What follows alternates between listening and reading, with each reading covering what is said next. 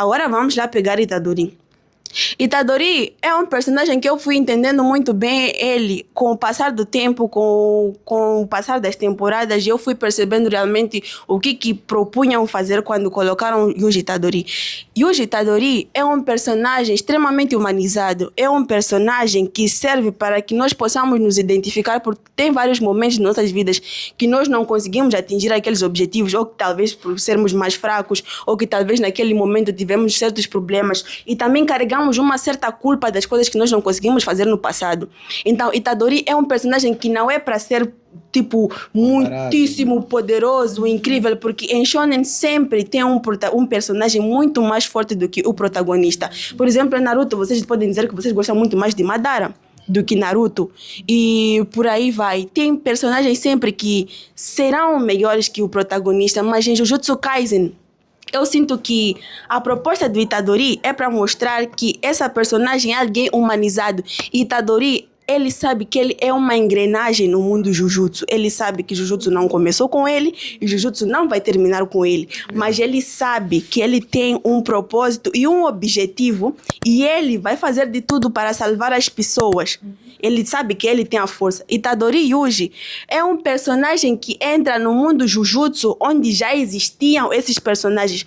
Por exemplo, várias pessoas assim, Malta Todo, Malta Maki, Malta Megumi, o próprio Satoru Gojo já estavam inteirados nessa coisa de mundo Jujutsu. Por exemplo, Megumi pequenino, Maki já fazia parte do clã Zenin, Toji também Zenin.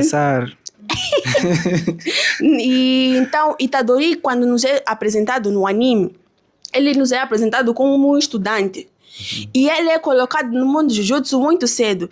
E eu pergunto, como é que um personagem, uma criança de mais ou menos 15, 16 anos, teve a capacidade de conseguir conter um auto-intitulado Rei das Maldições e conseguir aguentar esse poder e depois me dizerem que ele não se expressou, ou sei lá, e começam a dizer que ele teve pouco tempo e é fraco. Por exemplo, principalmente depois do incidente em Shibuya, que eu até assisti de novo Jujutsu, o incidente em Shibuya nos mostrou que essa ideia mesmo que eu estou a falar agora, de que a ideia de Itadori não é de ser o mais poderoso ou alguma coisa assim, é de mostrar que mesmo aqueles que aparentemente são ofuscados por aqueles que são os mais poderosos, têm a capacidade de utilizar esse poder para que consigam atingir aquele que é o tal do objetivo. Ele está lá, ele sabe, ou ele nunca disse que ele queria ser mais forte do que não sei quem, mas ele falou: eu quero proteger as pessoas. E esse foi o último desejo que seu avô deixou para ele. Ele sabia que ele tem força. Itadori é uma pessoa com muito potencial e teve um amadurecimento muito grande. A forma de como você vê o Itadori, a forma de como mudaram o Itadori para que ele parecesse com um ar muito sério, mesmo que tenham cenas de comédia, você, em diálogos mais sérios, você consegue perceber que Itadori mudou muito sua forma de pensar. Por exemplo, no jogo do abate, vocês vão ver aquela forma de como ele convenceu aquele personagem a entrar para poder ajudar o Gojo. Quando ele contou que ele era que foi selado, até quando lhe bateram, ele não revidou. O que ele disse? Eu não tenho nenhuma paixão. Ele não tem nenhuma paixão, e depois começou a explicar essas coisas de engrenagem que eu falei. Então, isso nós podemos perceber um amadurecimento muito grande. Outro também que eu vou dar exemplo, posso dizer spoiler aqui? Pode. No mangá tem aquela parte de que ele vai procurar aquele de 100 pontos. E aquele de 100 pontos tem aquele Ryo que tem cai dele, aquele de julgamento. Então, no segundo julgamento do Itadori, perguntam para ele: é verdade que você matou aquelas todas as pessoas em Shibuya? Ele disse que sim. Ele diz que sim, mas quando abre o envelope está escrito que ele foi o quê? Inocentado. E quando lhe perguntaram: por que tu mentiste? Itadori responde simplesmente: por quê? Porque eu fui fraco. Porque eu não consegui proteger as pessoas. Poderia o quê? Eu poderia ter feito mais. Eu poderia ter me esforçado. E tem outro momento também muito impactante, é quando ele vai para frente de Mahito e Mahito começa a correr. Foi uma troca muito absurda entre aquele que era o predador, que fez um trauma enorme no Itadori, principalmente por causa de Junpei, e que meio que os papéis agora se invertem. Itadori passa de uma pessoa que estava triste por conta daquilo que aconteceu E agora é aquele que coloca medo naquele que colocou medo nele no passado. E também outro diferencial que eu gosto muito de Itadori é o fato de Sukuna não ir ajudar. Geralmente, quando tem esse poderzinho do personagem, uma hora ou outra eles acabam ficando amigos. Tipo, Kurama com Naruto, Liebe com Asta. Eles acabam sendo amigos. Se considerando, Liebe com Asta, por exemplo, se consideram irmãos. Naruto com Kurama gostam-se tanto que quando ele perde, ele fica muito mal. Então, essa relação de amizade, Sukuna não está lá para ajudar Itadori. Não. Exatamente, exatamente. E a comparação que fazem com os personagens, eu acho mais que é na questão de lutinhas. Eu gosto muito quando personagens secundários são desenvolvidos e têm grande impacto, porque eu, no início dos anos 2000 e por aí vai, tem alguns animes que o foco principal era no protagonista e no máximo no amigo do protagonista. Não tinha desenvolvimento de personagens femininas, e se tinha era muito pouco. O anime era um shonen extremamente centrado, que só tinha esse núcleo aí de personagens muito poderosos e o amigo dele, que era mais poderoso que ele. Então, era sempre essa rivalidade entre ele e poucas vezes você gostava de um personagem secundário. E Jujutsu Kaisen, além de colocar mulheres também como poderosas, estamos a falar de, por exemplo, a própria Maki e por aí vai, mas também não é um anime com muito isso de referência de poderes femininos, mas ok, mas dá para qualquer coisa. Então, eu gosto mais de olhar para os personagens como um todo, principalmente no que ele se propõe, como é que evolui de um momento para outro, sua evolução desde a primeira temporada até lá. Não simplesmente lutas, os seus próprios diálogos, vocês também devem prestar atenção nisso quando vocês quiserem dizer se o personagem foi bem desenvolvido ou não. E também não se foquem só em poderzinho, o anime não se trata só de poderzinho, porque tem muitos personagens que não são os mais poderosos, mas podem te trazer grande impacto e grande evolução pessoal. Ela até deu exemplo aqui de Thorfinn. Thorfinn no seu universo não é o mais forte, mas é um personagem muito bom, que também é um anime que me fez, mas está em quarto depois de One Piece. Então, é um anime que tem um grande exemplo também de desenvolvimento de personagens. Eu considero principalmente o fato de eu ter me identificado dentro daquele personagem, porque eu sei que no mundo em que nós vivemos, só você é protagonista de sua própria história. Mas nem sempre as coisas vão correr bem, nem sempre as coisas vão ser convenientes para você, nem sempre você será o melhor, por exemplo, na escola ou no mundo no geral. Então, mesmo assim, você tem que ficar parado? Não. Você vai dar todo de si naquilo que você é bom, dentro dos seus limites, claro que você quer melhorar e tudo mais. Mas também não é para você se matar, porque sempre tem uma pessoa 1000 anos-luz de você. Pessoas melhores que nós sempre vão existir, pessoas mais fortes que nós sempre vão existir.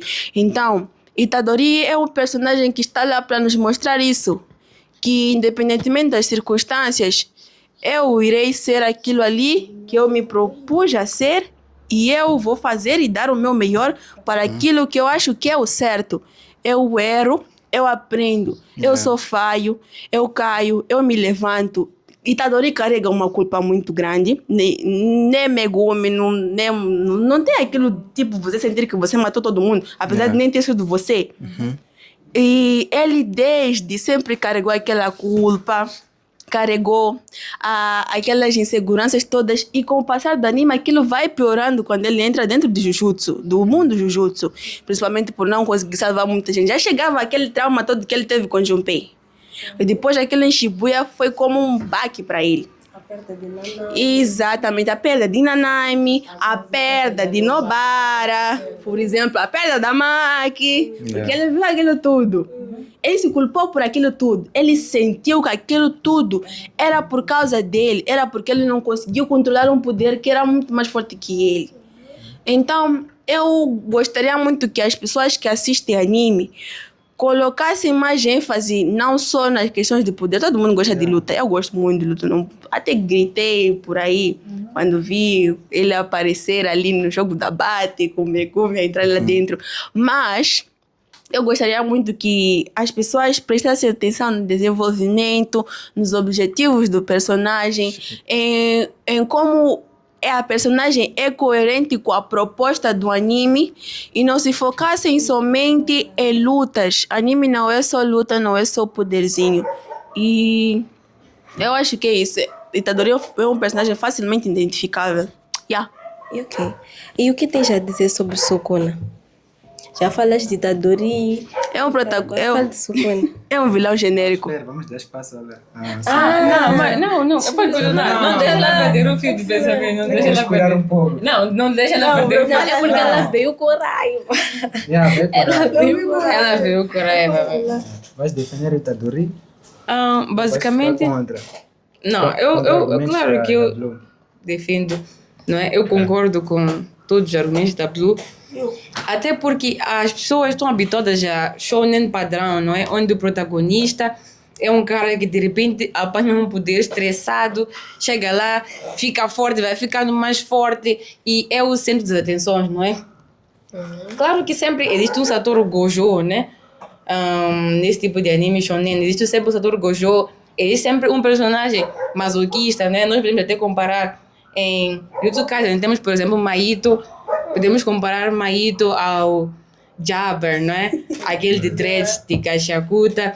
Podemos comparar também ao Doma de Kimetsu no Yaiba, Demon Slayer. Então, ele segue um certo padrão. Só que em Jujutsu Kaisen nós podemos ver que, como a Blue disse, o Itadori é um personagem diferenciado. Ele é um personagem que tem um certo objetivo, né, que foi deixado pelo seu avô, né, antes de morrer, que é de proteger, salvar o máximo de pessoas que ele podia salvar, não é? E... Ai, meu Deus, quero partir. Ok. Seguindo esse... Salvar o máximo de pessoas sem esperar a gratidão. Exato.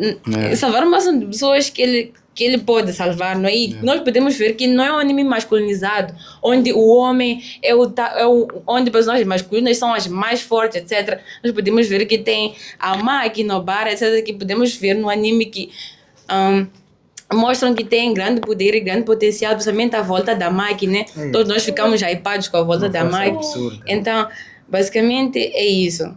E sem contar que Itadori ainda é uma criança e tem que carregar um grande peso. E eu concordo muito com a Blue quando ela disse que o Sukuna, apesar de... Na maioria dos animes, ela falou que de Naruto, né? Onde...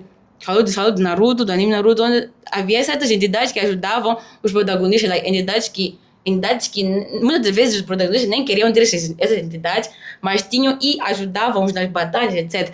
Mas... Eu não sei se vocês lembram num episódio em que, não sei se foi naquele negócio do braço, em que Itadori pediu ajuda de Sukuna e ele simplesmente negou. Então, basicamente, Itadori está sozinho. É ele e só ele. Então, é isso mesmo. Voltando à minha questão, Blue. Aliás, não Blue só, Ciara também. Como é que vocês veem o Sukuna? Tipo, como personagem meu? Já defendeste o Itadori? Sim. Então agora falei do Sukuna, como é que tu vês aquele personagem? É um vilão genérico. Tipo, geralmente o top de vilões que eu tenho são de vilões para antagonistas que têm um objetivo, que esse objetivo é, entre aspas, justificado. Tipo, você não vai concordar com as atitudes dele, mas você acaba entendendo o que lhe levou até lá, quais são as coisas que lhe moveram. E geralmente sempre tem um passado muito triste, um passado muito sofrido, e que você até para e se questiona: se eu tivesse nascido e vivido nas mesmas circunstâncias que esse personagem, será que eu também não poderia tomar as decisões assim, iguais, parecidas? Será que eu realmente seria uma boa pessoa? Será que eu teria mesmo força para, tipo, ser bom depois daquilo tudo? Claro que o fato de você ter sofrido não justifica o fato de você ser mau, mas faz com que tenha uma questão de humanização. E eu não vejo isso em Sukuna. Eu sinto que não terminei de ler o mangá, então não sei como é que as coisas estão lá, mas eu sinto que minha opinião não vai mudar em relação a ele. É um personagem que eu em nenhum momento da minha vida me identificaria com ele.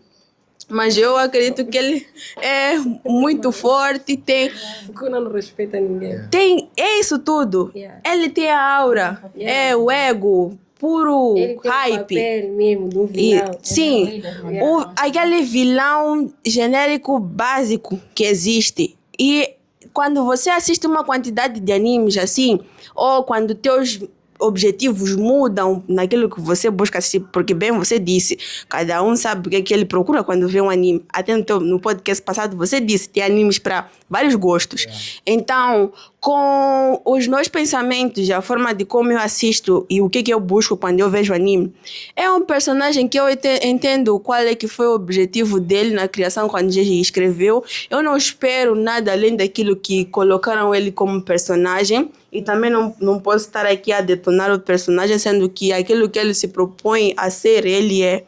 Mas é um personagem que eu não me identificaria, também não traria como um vilão favorito. Tem muitos exemplos de vilões bons, antagonistas bons. Meruem de Hunter x Hunter é um dos melhores, muito maravilhoso. Eren, apesar de vocês também estranharem, Eren é protagonista, é antagonista, é vilão, é tudo. Também posso dar um bom exemplo. E não sei se vão concordar comigo, mas eu também gostei muito da forma de como foi escrito o Dabi, mesmo o próprio Tomura Shigaraki, de Boku no Hero Academia.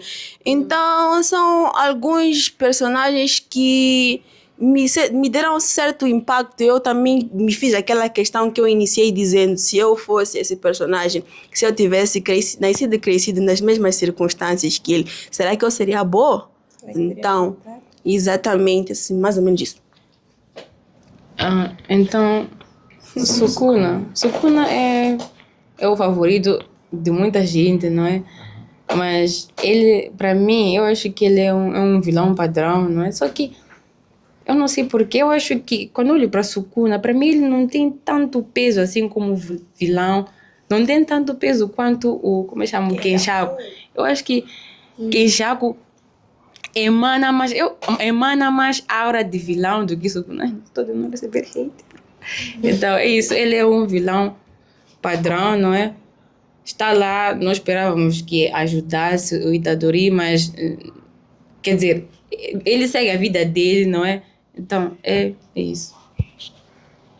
E falando sobre essas todas histórias que podemos dizer que são idênticas, né? Como a Bruno estava a dizer, que sempre tem um personagem que não é forte, depois fica forte. Como é que vocês veem mais? Como é que nós vamos jogar? Mais Barudé. Mas é um personagem que foi feito para aquelas sátiras ali, do personagem mais forte, entre aspas. É a mesma proposta que fizeram com One Punch Man.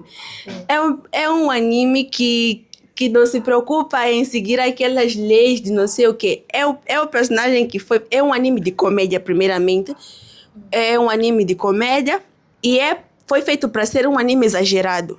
Você vê que ele tem um poder suficiente para poder correr com vassoura enquanto ele gira os pés, que ele pode dar socos, que os socos vão até não sei aonde, e que ele diz tudo conseguiu na base de músculos. Depois vocês entram naquela cena de Inocente Zero e que...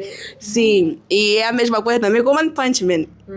O anime próprio já diz qual é a proposta dele. Eu acho até que, além de referências de Harry Potter e talvez de Black Clover, também teve muitas referências de One Punch Man, mas é um anime de comédia que não é para ser levado a sério. A proposta do anime é para não ser levado a sério. É um anime que você vai dar muitas risadas, apesar de ter uns momentinhos que tem cenas sérias e também tem que ter uma certa história, né, para que o anime possa seguir. Mas é um anime para você se divertir, é um anime principalmente para você rir e não levar a sério. E também brincar com essa ideia de que o protagonista tem que ser forte, tem que ter poderzinho e vai lá e vence todo mundo, porque ele praticamente vem com aquela ideia de ser imbatível. Apresenta um personagem muito poderoso, que tem uma magia absurda, tem 2 linhas aqui no rosto e é derrotado com um cara que tem soco e socos dele voam, fazem tornado e partem montanhas. E a linha dele é falsa. E a linha dele é falsa, tanto que ele correria risco de ser morto por ele não ter a magia. Então, eu acho que é um anime de comédia que não é para levar a sério e brinca muito com essa ideia de que o personagem deve ser mais forte. Só isso. Não tenho opiniões. Não assisti. Qual é o personagem que representa a vossa fase atual? Fazer atual. Ou o personagem que vocês se identificam. Vocês olham para o personagem e dizem, esse personagem eu me identifico com ele. Como assim? Toda hora eu. Mas sobre você. Eu ainda quero pensar. Assim eu já pensei. Ok. Mas já ok. Tipo, vou dizer um personagem aqui que eu conheci recentemente e que meio me tocou na forma de como ele é. Zanka de Gachakuta. Tipo, não é uma coisa, não é uma coisa que vai ser para sempre, tá a dizer, do momento agora. Porque eu me identifiquei principalmente nele com a forma de como eu sou como pessoa. Porque eu sempre tive aquela ideia de gostar muito de agradar as pessoas e que as pessoas de fora não vissem os esforços que eu estou a fazer nos bastidores e que só vissem os resultados dos meus esforços e achassem que eu era muito boa naquilo que eu estava a fazer, enquanto que eu simplesmente estava a mascarar umas fraquezas minhas para mostrar aos outros que eu era poderosa. E quando eu me deparo com pessoas muito melhores que eu naquilo que eu me esforço a fazer, meio que é um choque para mim, porque eu começo a perceber que, afinal eu não sou tudo isso. Apesar de eu fazer tudo pelos outros e querer agradar, sempre tem alguém que faz melhor e com mínimo esforço. E é um personagem também que, independentemente da tua força de vontade, que você queira ser não sei o que, tem momentos que isso não será suficiente. E você tem que aguentar. Você tem que aguentar e você tem que entender que, tipo, ok, dessa vez não foi, mas posso tentar na próxima.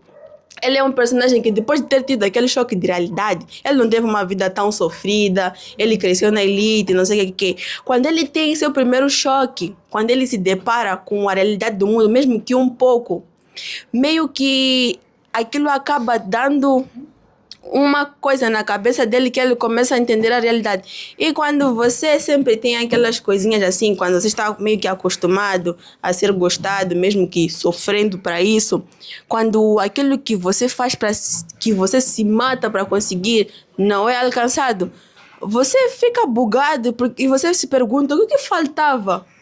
Você naquele momento pode ter dado o seu melhor, sim, pode ter feito aquilo que era o que você tinha de melhor para dar. Mas a vida não é uma coisa linear que vai de acordo com aquilo que você quer. Então, você acaba se dando mal. Você acaba ficando triste, porque mesmo com tudo que você fez, você não conseguiu alcançar aquilo que você queria. Então é meio que isso. Por exemplo, naquela luta dele com Jabber, acho que se pronuncia assim, ele teve um flashback, eu gostei muito, eu achei isso cartada de gênio. Colocarem um flashback num anime e esse flashback não despertaram um poderzinho. Teve aquela luta que eles tiveram, acho que a luta foi a mais impactante para mim. Que eles tiveram aquela luta e ele falou para Zanka, você conseguiu despertar um lado em mim que eu há muito tempo não desperto, agora podemos lutar a sério. Mostra-me lá daquilo que tu foste feito. E na mente de Zanka ele pensou, eu já não tenho mais nada para mostrar. Tipo, isso aqui é o máximo que eu conseguia. Então, ele dando tudo de si não conseguiu. E mesmo com aquele flashback, porque anime tem muito disso, de usar flashback em vantagem para o personagem. Estou a falar de Kimetsu no Yaiba. de usar muito flashback de personagens para despertar algum poderzinho ou um gatilho para justificar esse poderzinho que viria a aparecer conveniente para que o personagem pudesse vencer aquela coisa. Apesar de Kimetsu no Yaiba também ser um anime que acerta muito nessa coisa de diferença de poderes, mas depois podemos falar. Então, só estou a dar o exemplo. E ele não teve. Era simplesmente veneno que estava ali e estava fazendo a cabecinha dele. Então, eu gosto muito disso, porque isso me faz pensar o quê? Que tem momentos que o meu máximo não será suficiente. Tem momentos que eu terei que aceitar e principalmente fazer as coisas por mim mesma e para mim mesma. Não tentar sempre ao máximo agradar as pessoas com base naquilo que elas acham que é certo. E também aceitar que no mundo sempre tem pessoas melhores que nós naquilo que eles fazem, mas não significa que você tem que desistir só porque tem uma pessoa que tem mais coisas que você, ou tem mais talento que você, ou que aparentemente No teu mundo, você acha que se eu fizer aquilo ali, eu só serei mais um. E também, só para finalizar, cada batalha que as pessoas têm, nem sempre nós sabemos o que as outras pessoas estão a enfrentar. Tem muitos momentos que você acaba ficando tipo, para ele é tudo oferta, para ele é tudo muito bonitinho, mas no fundo você percebe que na vida dos outros também é difícil, mas você não sabe como é que é bastidor de outras pessoas. Então, mais ou menos isso. Eu devia ter para pensar. Enfim, eu diria Thorfinn, não é? Como eu havia dito, eu falei aqui do estoicismo, né? Thorfinn é um personagem que desde muito cedo ele foi traumatizado pela morte do pai, não é? E desde muito cedo ele tinha um único objetivo que era se vingar, não é? Se vingar do Lucius Artorius Castus, o Askeladd, que matou o pai dele. Então, por toda a sua vida, até por aí seus 16, 17 anos, ele andava com aquele ódio, desejo, sede de vingança, de se vingar do Askeladd, da pessoa que tinha matado o seu pai. Não? Então, ele viveu com ódio por toda a sua vida, até que chega uma fase da sua vida em que o Askeladd, que era a pessoa que ele queria matar nesse caso, acaba por morrer, mas não morreu em suas mãos. Então, nós podemos observar que durante esse percurso o Thorfinn teve um grande desenvolvimento. Por quê? Porque ele saiu do desejo sardento por vingança para uma fase em que ele se lembra do pai e lembra-se que na vida ninguém tem inimigos. Ninguém tem inimigos, nem eu, nem tu. Ninguém tem inimigos. Ninguém neste mundo merece ser machucado, etc. Então, eu tinha problemas de raiva, não é? Eu às vezes me isolava, etc.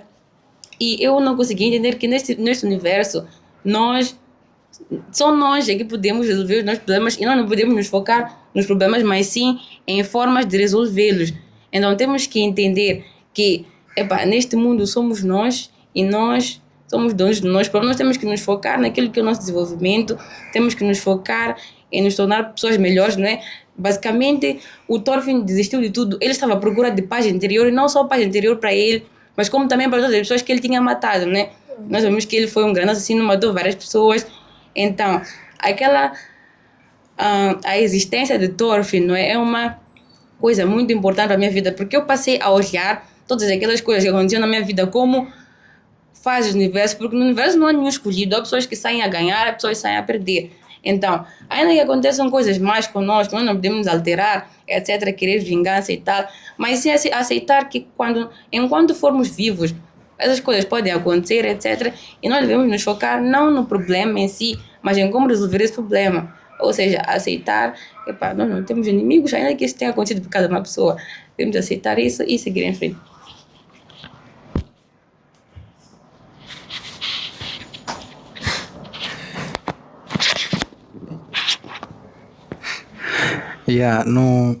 No anime de Kimetsu, se a Nezuko perdesse a cabeça, ou melhor, se perdesse o controle, vocês acham que Tanjiro deveria aceitar matá-lo ou deveria salvar? Luta, me estou esperando. Se a Nesco perdesse o controle e matasse alguém em algum momento, Sim. é protagonista, não ia acontecer isso aí. Eu comecei a ler vocês, não vou falar tipo para falar muito.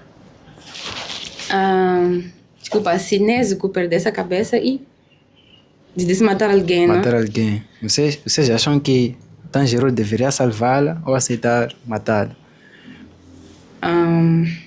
Enfim, no Shonen, o protagonista principal sempre é movido por um objetivo, não é? Então, tudo que moveu o Tanjiro, não é? A embarcar naquela viagem, etc., em busca de salvar a irmã, voltar a transformar a irmã em humana, não é? Isso porque ela foi transformada em Oni. Era o seu objetivo principal. E ele tinha a certeza de que a irmã nunca faria uma coisa dessas, não é? Então, se por acaso Nezuko matasse ou devorasse um humano, é difícil. Eu não acho que ele mataria, né, a própria irmã se a Nezuko morresse seria nas mãos de um outro Ashira que não fosse o próprio Tanjiro. Agora, se ele aceitaria que matasse a irmã, isso aí já não estaria nas mãos dele. Então, mas o que é lógico, não é? Se for a perceber, quando o Tanjiro chega naquela residência do Ubuyashiki, né, onde estão os Ashiras, acontece que primeiro todo mundo fica desconfiado. Ali a maioria deles se tornaram Ashiras é porque tiveram um trauma e esse trauma foi provocado por Onins, perderam suas famílias, etc. Então, eles têm um grande ódio por Oni e para eles receber um novo membro que nesse caso carregasse um demônio com eles, não é? Era muito pesado, né? Para mim até seria pesado. Então, se for a ver o irmão do... Como é que chama aquele gajo? O irmão do Kenya, o nome foi agora. Sanemi. O Sanemi, nesse caso, até fez um teste, não é? Testou aquilo, porque eles queriam ter a certeza que esse Oni não voltaria a nos lembrar daquele trauma que nós passamos. Porque tudo que eles querem fazer é salvar pessoas de Onis, e Onis é o que eles mais odeiam. Então, ela teve que passar por um teste, não é? Em que ele despejou sangue, cortou seu braço, etc. E ela não consumiu aquele sangue. Então, aquela foi um ponto de partida para que eles permanecessem ali. Agora, se aquilo fosse quebrado, né? Descobrissem que, na verdade, essa Onin perdeu a cabeça e matou alguém. Eu acho que, na verdade, seria... o Tanjiro não faria nada. Eu acho que ele não mataria a sua própria irmã. Não, porque ele quer salvar a irmã, etc. Então, o que aconteceria, na minha opinião, é que a Nezuko, não é? Seria entregue às mãos de qualquer um Ashira que acabaria com a raça dela. Essa é a minha opinião.